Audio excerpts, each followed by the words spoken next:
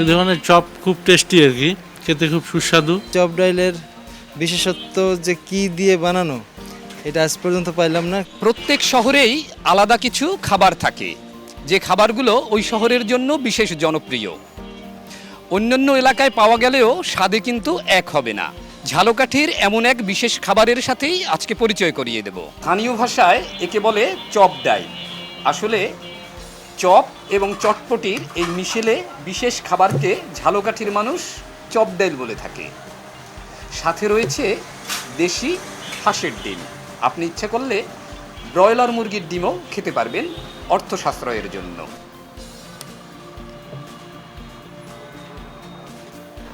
আসলেই সেই স্বাদ, একবার খেলে বারবার খেতে ইচ্ছা করবে।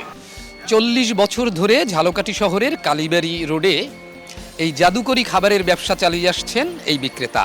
40 বছর আগে তখন বেচতাম 1 টাকা 2টা প্লেট, তরকারি একটা আর সব 1 টাকা।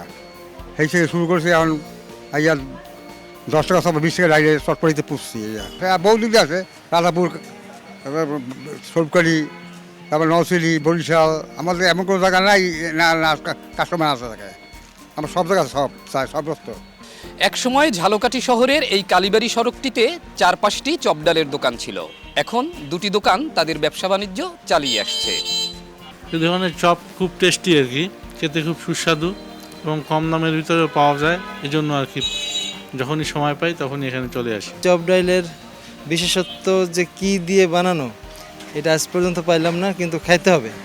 শহরে একবার আসলে কেউ না কেউ খাবে। এইটাই এটা মানুষের ইসের মানে টেস্টের জন্য খুব স্বল্প দামে এর চেয়ে ভালো কিছু আর এই শহরে নাই। বিকেল 4টা থেকে রাত 12টা পর্যন্ত চলে এই চপডালের এই জাদুকরি খাবারের দোকান। এই শহরে নতুন কোনো অতিথি এলে তাকে চপডাল খাইয়েই সর্বপ্রথম অতিথি আপ্যায়ন করা হয়। পলাশ রায়, সময় সংবাদ, ঝালকাঠি।